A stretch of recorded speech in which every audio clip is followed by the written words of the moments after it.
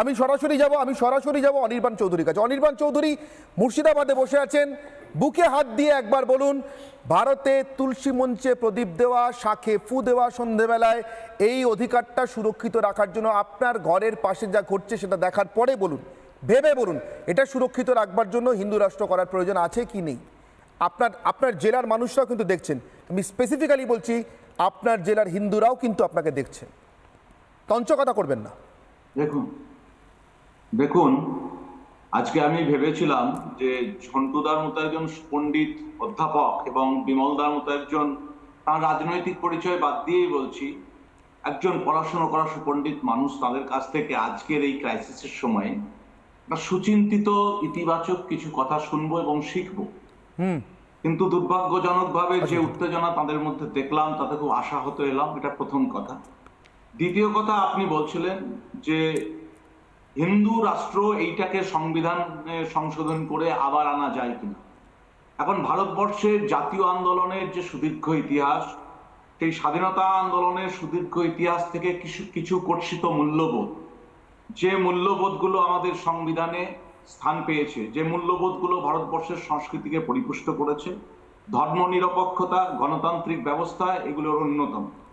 1973 সালে কেশবানন্দ ভারতী মামলায় সুপ্রিম কোর্টের পরিষ্কার কথা ছিল যে সংবিধানের এমন একটা মূল কাঠামো, যে কাঠামোটাকে পরিবর্তন করা যায় না।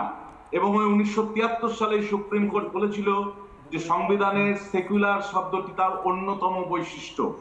সুতরাং সেকুলারিজম হচ্ছে ভারতীয় সংবিধানের অন্যতম বৈশিষ্ট্য। অনির্বাণ আবার জিজ্ঞাসা করছি, পাকিস্তান হিন্দু পেটাবে, বাংলাদেশ বলতে দিচ্ছি, আবার জিজ্ঞাসা করছি, আবার আমি রিইটারেট করছি আমার প্রশ্নটা, বারবার আপনাদের দরজায় করানাচ্ছি, আপনারা বলুন। আমাদের দর্শকরা আপনাদেরকে শুনতে চান, দেখতে চান শেষ পর্যন্ত সত্যি সত্যি হিন্দু স্বার্থ সত্যি আপনারা কতটা রক্ষা করতে চান, এবং হিন্দুদের আপনারা আদৌ মানুষ ভাবেন কিনা। আপনারা মানবাধিকারের কথা বলেন তো, আপনাদের পৃথিবীর সব দেশের সব মানুষের জন্য প্রাণ কাঁদে, শুধু নিজের দেশের হিন্দুদের জন্য, উপমহাদেশের হিন্দুদের জন্য প্রাণটা কাঁদে না, ওটা কাঁদতে শুরু করলেই আপনাদের মনে পড়ে যায় ধর্মনিরপেক্ষতা। আচ্ছা, হিন্দুরা কি কোনো ধর্মীয় গোষ্ঠী নয়? হিন্দুরা কি কোনো ধর্মীয় জনসংখ্যা নয়? হিন্দুরা কি গোটা পৃথিবীতে সব থেকে বেশি জনসংখ্যার মানুষ, সব থেকে বড় ধর্মীয় গোষ্ঠী? গোটা পৃথিবীর জনসংখ্যার বিচারে হিন্দুরা কোথায় দাঁড়িয়ে আছে? আমি আবার বলছি অনির্বাণ, আগেকার ইহুদিদের মতো আজকের হিন্দুরা পারসিকিউটেড, একই রকমভাবে অত্যাচারিত। যা যা ঘটে গেছে 50 বছর 60 বছর আগে উল্লেখ করে যা যা বলছেন, তার সঙ্গে আজকের জমিনি হাকিকত আলাদা অনির্বাণ। সেটা দেখে একবার একটু কথা বলুন প্লিজ, আশপাশটা দেখে আজকের বাস্তবতায় ফিরে এসে বলুন। আবার একবার অ্যাপিল করলাম। দেখুন, আপনার বক্তব্যের একটা শব্দ মানবাধিকার, অর্থাৎ মনুষ্যত্ব। আমি শুধু এই শব্দটুকু নিয়ে আপনি যেটা উত্তর চাইছেন সেইখানেই আমার কনক্লুশনটা পৌঁছে দিচ্ছি, একটু শুধু আমাকে সময় দিন। আমি যে কথাটা বলছিলাম যে গান্ধীজি একসময় নিজেও খুব ধার্মিক মানুষ ছিলেন এবং তিনি একসময় রাজনীতির সঙ্গে ধর্মকে সম্পৃক্ত করতে চেয়েছিলেন, কারণ তিনি মনে করতেন যে নৈতিকতা, ধর্মের এই নৈতিকতাটা হচ্ছে ধর্মীয় ভিত্তি, এখান ধর্ম থেকে এই নৈতিকতার জন্ম হয় এবং নৈতিকতার ভিত্তিতে যে রাজনীতি করা হয়। সুতরাং এই রাজনীতি অনির্বাণ আমি আবারও বাধা দিতে বাধ্য হচ্ছি, নৈতিকতার সঙ্গে আপনি আছেন না, নৈতিকতা না অনির্বাণ, আমি আরো বড় কথা বলছি, 5000 বছর ধরে একটা মাটিতে একটা জাতি আছে।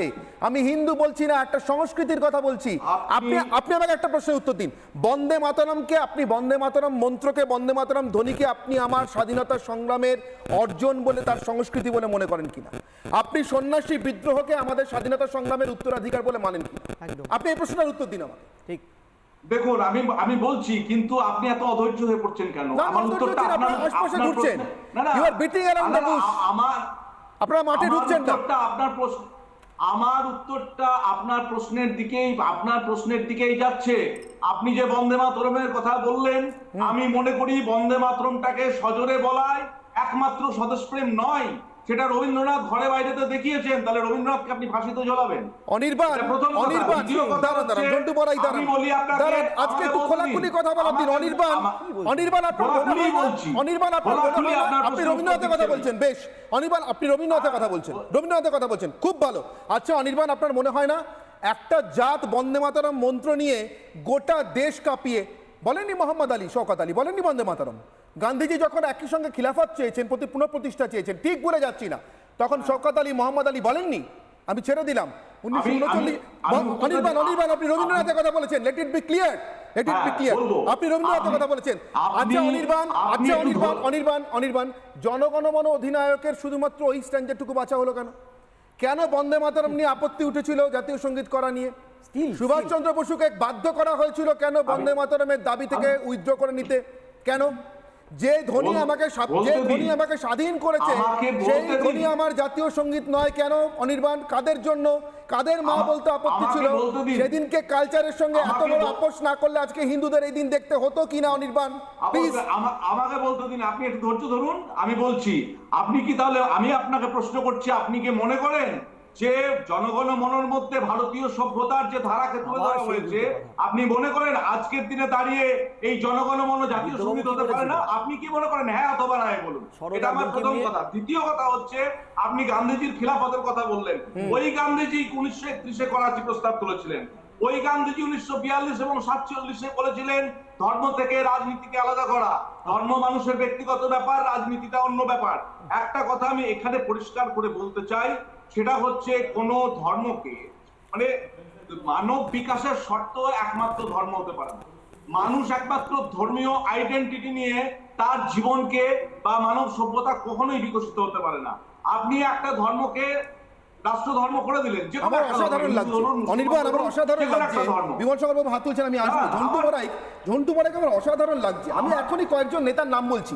ইএমএস নাম্বুদ্রিপাদ 1937 কেরল প্রদেশ কংগ্রেস কমিটির সভাপতি, প্রমোদ দাশগুপ্ত, গণেশ ঘোষ চট্টগ্রাম অস্ত্রাগার লুণ্ঠনের সূর্য সেনের অন্যতম সহযোগী। আমি আরো অনেকগুলো নাম পর বলে যেতে পারি, নিরঞ্জন সেনগুপ্তর নাম বলে যেতে পারি। এরা প্রত্যেকে স্বাধীনতা সংগ্রামে অংশগ্রহণ করেছেন বন্দে মাতরম বলতে বলতে। আমি একটা নাম যোগ করে দিই। ঘটলো ঝন্টু বড়াই, দেশ স্বাধীন হওয়ার সঙ্গে সঙ্গে সেই মন্ত্রটাই এদের কাছে অচ্ছুত হয়ে গেল। আমি বলছি অনির্বাণের দোষ নেই। খাবলা দিয়ে মার্ক্সবাদী, তথাকথিত মার্ক্সবাদী দল কি আমি বলছি খাবলা দেওয়াটা ওদের ধর্ম। আমি বলছি এই খাবলা দেওয়ার জন্য রিজকাণ্ডের পরে সংখ্যালঘু ভোট সরে যাওয়ার জন্য বুদ্ধবাবুকে বলতে হয়েছিল সুকান্ত ইয়াকে যে বঙ্কিম এবং শরৎ সাম্প্রদায়িক। আমি এই খাবলা দেওয়ার জন্য আপনাদের বলতে হয় বারবার করে, শুনুন আশফাকুল্লাহকে বন্দে মাতরম বলতে বলতে ফাঁসিতে উঠতে হয়েছিল। তিনি ভাবেননি, আপনারা আসলে মনে করেন ইসলামী মৌলবাদ এর প্রতিবাদ করা, ইসলামের প্রতিবাদ করা দুটো যে আলাদা, এটা আপনারা ভুলে যান। ঠিক যে কারণে আমি মানস ভট্টাচার্যের কাছে আসবো। বিমল শঙ্কর বাবু দেখেছি আপনি হাত তুলেছেন, আমি সময় দেবো।